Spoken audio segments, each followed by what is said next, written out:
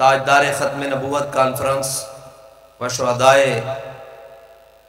Karbala conference, जिसमें आप और मैं हाजिर हैं। स्टेज पर जलवागर उलमाए कराम, मशाइख इज़ाम, तहरीक लब्बैक पाकिस्तान के ज़िम्मेदारान और कारकुनान, हम सब का तो मुख्तसर सा तारुफ अमीरुल मुजाहिदीन ने करवाया हुआ है कि हम सब कुत्ते पाक रसूलुल्लाह के। जो कुछ उन्होंने मेरे बारे में कहा वो बिल्कुल भी हकीकत नहीं है। हमारा तारुफ इतना ही है कि हम कुत्ते पाक रसूलुल्लाह के, बस। और अगर कुछ किया या जिंदगी में कुछ अल्लाह ताला ने तौफीक दी तो ये उसकी फजल से था, उसके फजल के साथ, बस। वरना मुल तौदो पैना जदो रूह जब मेरी पैराह ने खाकी से निकले, तो रोजे से आवाज आए हो मेरा फकीर आया, बस। मुल तौदो पैना, बाकी तो जिंदगी इम्तिहान है। और इमाम हुसैन इमाम अली मकाम करबला 10 दिन का नाम भी नहीं और करबला देगा चढ़न का नाम ही नहीं, करबला रोन धोण का भी ना नहीं और करबला शादियाने या मुसर्रत का भी नाम भी नहीं। करबला तो हाथ कुत्ते डट जान का ना है। और करबला का दर्स एवे के तादाद भी माना नहीं रखती, अफराद भी माना नहीं रखते, हालात भी माना नहीं रखते। जदों हक की गल आ जाए तो फिर जो कुछ होवे लैके मैदान निशाना ए करबला है। और इस्लाम तो सबक असी यही सीखा कि जदों इस्लाम नू माल की लौड़ पई तो जनाबे सईदना सिद्दीक अकबर अपना सारा माल लैके आ गए। इस्लाम नू जदों लौड़ पवे माल दी तो फिर सुन्नत सिद्दीकी एवे कि जदों माल की लौड़ पवे सारा माल लैके आ जाए, और जदों इस्लाम नू खून की लौड़ पवे तो फिर हुसैन की तरह सारा कुंभा लैके मैदान में आ जाना।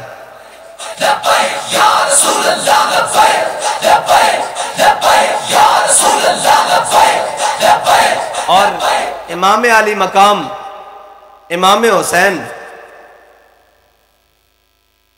आप 8 ज़िलहज्जा नू हज मौकूफ करके यानी हज छोड़ के इमाम अली मकाम करबला गए। हाजी हज वास्ते बैतुल्लाह शरीफ की तरफ आ रहे सन और इमाम अली मकाम करबला जा रहे सन। इस वास्ते तो इकबाल कहता बता शेख कि इब्ने अली आया था क्यों मैदान में। रिवायात के मुताबिक इमाम अली मकाम ने 24, 25 या 26 हज किए। अगर इमाम अली मकाम ने 24 हज किए तो फिर 25वां सी, और अगर 25 हज किए तो 26वां सी, और अगर 26 हज किए तो 27वां हज सी इमाम अली मकाम दा। और इमाम अली मकाम ने हमेशा पैदल हज किया। और इमाम साहब जदों करबला गए, इमाम साहब बैतुल्लाह शरीफ हज वास्ते तशरीफ लियाए सन। और इमाम अली मकाम 1 साल पिछे जदों इमाम अली मकाम हज वास्ते तशरीफ लियाए ना, तो लोग बैतुल्लाह शरीफ मौजूद सन। तो इमाम अली मकाम जदों बैतुल्लाह के दरवाजे चो दाखिल होए ना, तो किसी ने आवाज लाई ओ हुसैन आया, ओ हुसैन आया। तो लोग हजरे असवद नू चुम रहे सन। उन्हें छड़ के हजरे असवद नू इमाम हुसैन नू चुमना शुरू कर दिता। लोगों ने पूछा भाई ये की गल है कि हजरे असवद छोड़ के हुसैन चुमते हो? उन्हें क्या हजरे असवद नू हुजूर ने 1 बारी चुमया, हुसैन नू तो कई बारी चुमया, ओ हुसैन। और जदों इस्लाम दे तख्त उत्ते दीन तख्त उत्ते सी, जदों हाकिम जनाबे अबू बकर सिद्दीक सन तो इमाम हुसैन हज वास्ते जा रहे सन। जदों हाकिम और खलीफा वक्त अमीरुल मोमिनीन हजरत फारूक आजम सन रज़ी अल्लाह तआला अन्हो, ते हजरत इमाम हुसैन हज वास्ते गए। जदों उत्ते तख्त उत्ते दीन दे वारिस हजरत उस्मान गनी बैठे सन, इमाम हुसैन हज वास्ते गए। जदों मौला कायनात बैठे सन, इमाम हुसैन हज वास्ते गए। लेकिन जदों हुजूर दे दीन दा बागी बैठे सी, फिर हुसैन दी सुन्नत है कि हज वास्ते नहीं जाना, करबला जाना।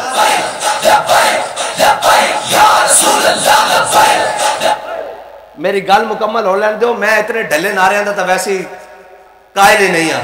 मैं नारा इन्हों को लवांदा, इन्हों दी बगलों चो हाथ कटवाना, मैं जरा गल कर लैन दो।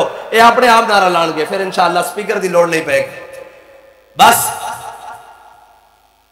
इमाम हुसैन इमाम अली मकाम ने जिस तरह इस्लाम की आबियारी के लिए कुर्बानी दी है, अगर इमाम अली मकाम करबला न जाते तो फिर तहमत बांध के इमाम अहमद बिन हंबल बादशाह के सामने कैसे जाते? अगर इमाम अली मकाम हक का पैमाना ये ना बांध दे तो फिर खादिम हुसैन फैजाबाद में कैसे जाते? हाँ, इमाम अली मकाम ने यह पैमाना बांधा है कि असबाब अफराद माना नहीं रखते, अगर हक पर हो तो मैदान में आ जाओ, अगर हक पर हो और हक समझते हो। हजरत जनाब अब्दुल्ला बिन उमर बड़ी शानों के मालिक हैं और साहबा कहते हैं कि हमारे आका मौला सल्लल्लाहु अलैहि वसल्लम की ज़ाहिरी हयात के बाद सारे की जिंदगियों में तब्दीली, ज़ाहिरी तब्दीली आई, लेकिन हजरत जनाब अब्दुल्ला बिन उमर वो हैं जिनके एक अमल में भी कोई तब्दीली नहीं आई। हुजूर के जाने के बाद कोई तब्दीली नहीं आई, बल्कि आपका मकाम तो यहां तक है कि मेरे आका मौला सल्लल्लाहु अलैहि वसल्लम के ज़माने अक़दस में मस्जिद नबी के दो दरवाजे थे। एक दरवाजे से मर्द दाखिल होते थे और एक दरवाजे से औरतें दाखिल होती थी। हजरत अब्दुल्ला बिन उमर जब हुजूर सैयद आलम सल्लल्लाहु अलैहि वसल्लम का ज़ाहिरी विसाल हो गया, ख़वातीन मस्जिद में आना बंद हो गई, तो अब दरवाजे दोनों से मर्द दाखिल होते थे। तो किसी ने पूछा है अब्दुल्ला बिन उमर, अब आप इस दरवाजे से क्यों नहीं दाखिल होते? अब तो यहां से औरतें दाखिल नहीं होती, ये तो ममानत तब तक थी जब तक औरतें दाखिल होती थी।